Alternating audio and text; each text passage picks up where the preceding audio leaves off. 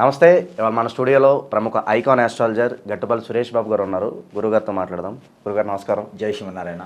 గురుగారు, మార్చి నెలలో ముందుగా మేషరాశి వారి పరిస్థితి ఎలా ఉండబోతుంది? ఎలాంటి ఫలితాలు ఉంటాయి? ఎలాంటి రెమెడీస్ చేసుకుంటే బాగుంటుంది అంటారు? ఖచ్చితంగా. అయితే మనము ఈ 2025 సంవత్సరం వచ్చిన తర్వాత గ్రహరీత్యా అన్ని గ్రహాలు కూడా మార్పు, పెద్ద పెద్ద గ్రహాలన్నీ కూడా మార్పు అనేది మనం చూస్తున్నాము. అలానే ఈ గ్రహాలు మార్పు చెందడంతో అన్ని రకాల రాసుల వారికి నైట్ నైటే కోటీసులు అయ్యేలాగా లేదా నైట్ నైటే కోల్పోయేలాగా ఉంటుందన్నమాట. అలానే పొలిటీషియన్స్ కావచ్చు, అలానే సినీ సెలబ్రిటీస్ వారికి, బిజినెస్, డాక్టర్స్, అన్ని రకాల వాళ్ళకు కూడా ఉపాధి అవకాశాలు రావటము, ఒక్కొక్కళ్ళు ఉపాధి కోల్పోవడం కూడా జరుగుతూ ఉంది. అంటే బళ్ళు ఊడలవుతాయి అనే టైప్లో జరుగుతూ ఉంది. అందులో మనం చూసినట్లయితే కనుక ఈ మార్చి మాసం అయితే కొంచెం క్రిటికల్ అని చెప్పాలి ద్వాదశ రాశుల వారి అందరికీ కూడా. అయితే దాంట్లో మొదటిది మనము మేషరాశి చూసినప్పుడు కొంతమేర బాగుంది అనిపిస్తుంది. ఎందుకంటే మేషరాశి మార్చి మాసం మొత్తం కూడా చూసినట్లయితే బాగుంటుంది. మనకి ఈ నెలాఖరిలో మనకి మార్చి మాసము చివరి ఆఖరిలో మనకి ఉగాది పండుగ కూడా వస్తుంది. అలానే ఈ ఉగాది రావటం కన్నా ఒక రోజు ముందుగానే మనకి 1-2 రోజులు ముందుగానే శని భగవానుడు కూడా స్థానం మార్పిడి అవుతున్నారు. మార్చి 29వ తారీఖు శని భగవానుడు కూడా మారుతున్నారు. అంటే కుంభరాశి నుంచి మీనరాశికి రావడం జరుగుతుంది. అప్పుడు మనకి గ్రహ కూటమి ఒకటి కూడా ఏర్పడుతుంది, షష్టగ్రహ కూటమి కూడా ఏర్పడుతుంది. దీనివలన మేషరాశి వారికి అద్భుతమైనటువంటి ప్రతిఫలాలు వస్తాయని మనం చెప్పవచ్చు. ఎందుకంటే కొన్ని వాటిలో అయితే లేదు. ఎందుకంటే మేషరాశి వారికి ఆర్థిక పరంగా కొంతమేర బాగుందని చెప్పవచ్చు. ఎందుకంటే రెండో స్థానంలో ఈరోజు మనం చూసినట్లయితే రెండో స్థానంలో గురువు ఉన్నారు. ఈ గురువు వచ్చేసి మే వరకు ఉంటాడు. మే 18వ తారీఖు వరకు రెండో స్థానంలోనే గురువు ఉంటారు. అయితే వీళ్ళకి మేజర్గా చెప్పుకోవాల్సిన ఇంకోటి ఏంటంటే మూడో స్థానంలో కుజుడు ఉన్నాడు. దీనివలన అక్క చెల్లెళ్ళు కావచ్చు, అన్న తమ్ముడు కావచ్చు, ఇలాంటి వాళ్ళ మధ్యన కొంతమేర గొడవ రావటం, అంటే ఏమి లేని దగ్గర ఎక్కువగా ఫాస్ట్ కోపం రావటం, కొట్టుకోవడం లాంటివి కూడా జరుగుతాయి. దానివలన కొంతమేర నష్టపోయేదాన్ని కూడా కనిపిస్తుంది. ఇంకొక నష్టం ఉంది. ఇదేంటంటే 12వ స్థానంలో శుక్రుడు ఉన్నాడు, రాహు ఉన్నాడు, అలానే బుధుడు కూడా ఉన్నాడు. ఆల్రెడీ రెడీగా 3 గ్రహాలు 12వ స్థానంలో ఉన్నాయి. అంటే ఈ మేషరాశి వారు ఏదైతే ఈ యొక్క మార్చి మాసం మొత్తం కూడా చాలా జాగ్రత్తగా ఉండడం మంచిది. నోలు తూలకూడదు, ఎక్కువగా మాట్లాడకూడదు, ఫ్రెండ్షిప్ చేయకూడదు, అలా అని చెప్పి భయపడి గదిలో కూర్చోకూడదు. మన పని మనం చేసుకోవాలి అంతే. ఎందుకంటే భార్య నుంచి గొడవలు అవుతాయి. శుక్రుడు 12వ స్థానంలో ఉన్నాడు కాబట్టి భార్య నుంచి గొడవలు అవుతాయి. భార్య మేషరాశి అయితే భర్త నుంచి గొడవలు ఉంటాయి. ఏది చిన్న విషయాలకు కూడా గొడవలు పడటం, మధ్యలోకి మూడో వ్యక్తి రావటం. ఇంకో విషయం ఏంటంటే అన్ఎక్స్పెక్టెడ్గా విడాకులు కూడా వెళ్ళిపోతారు. చివరికి ఆలోచించుకుంటే ఏముండదు. చిన్న గొడవలు, అన్నం వండలేదనో, కూర బాగాలేదనో, పప్పులు ఉప్పు సరిపోలేదనో, బయటకు తీసుకెళ్ళలేదనో, సో భార్య భర్తలు చాలా జాగ్రత్తగా ఉండాల్సిన అవసరం ఉందంట. ఖచ్చితంగా. అట్లానే పంట భూములకు సంబంధించి కానీ, ల్యాండ్స్కి సంబంధించి కానీ అబద్ధాలు విని మోసపోవటం కానీ ఇలాంటివి కూడా ఈ మార్చి మాసంలో బాగా కనిపిస్తుందని మేషరాశి వారికి. ఎందుకంటే 12వ స్థానంలో బుధుడు ఉన్నాడు, రాహువు ఉన్నాడు, శుక్రుడు ఉన్నాడు.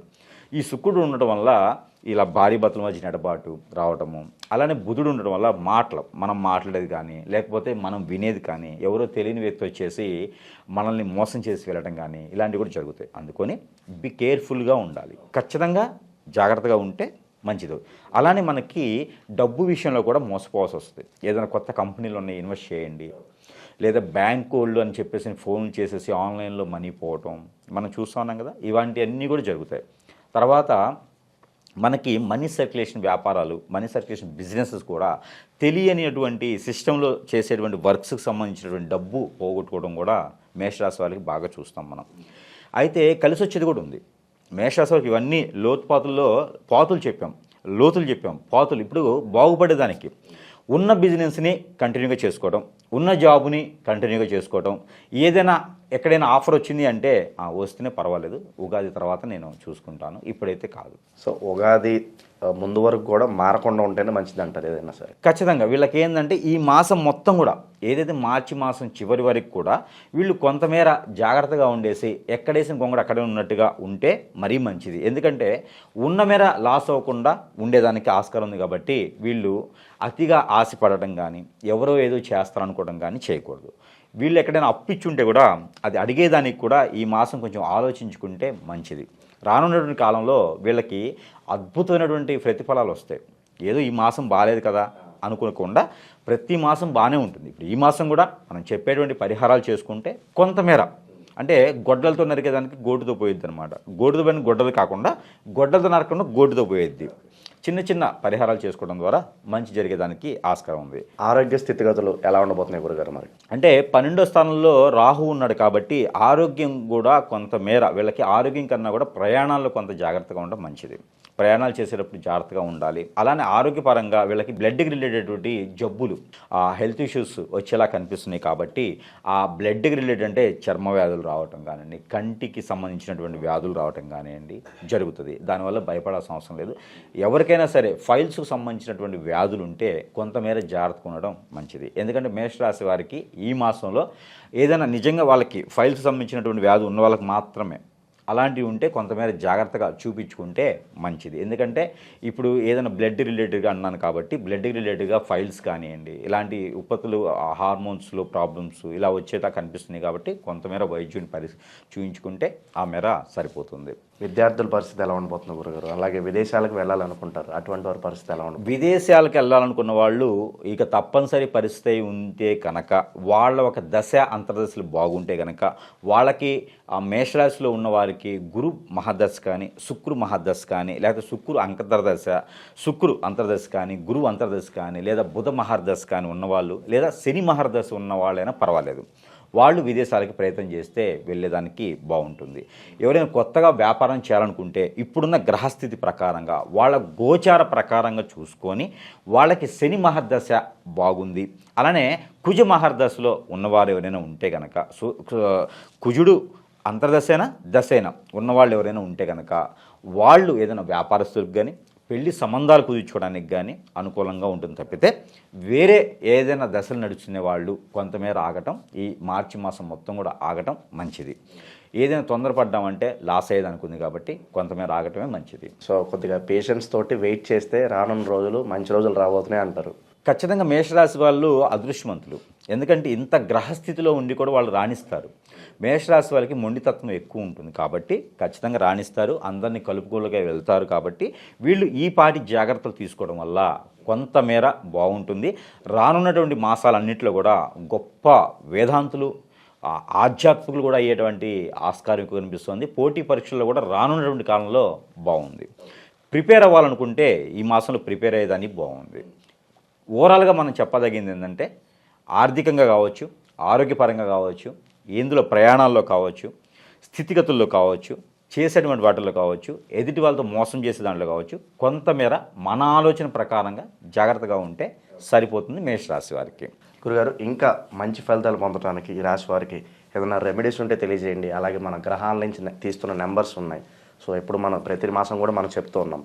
సో రెమెడీస్ అవి కూడా తెలియజేయండి మా కోసం. ఖచ్చితంగా. అయితే ఈ మేషరాశి వారికి ఈ మాసం మొత్తం కూడా వాళ్ళు చేయదగినటువంటి రెమెడీ అంటే పరిహారం, వీళ్ళు పరిహారం చేసుకున్నట్టయితే కొంతమేర వీళ్ళకి బాగుంటుంది.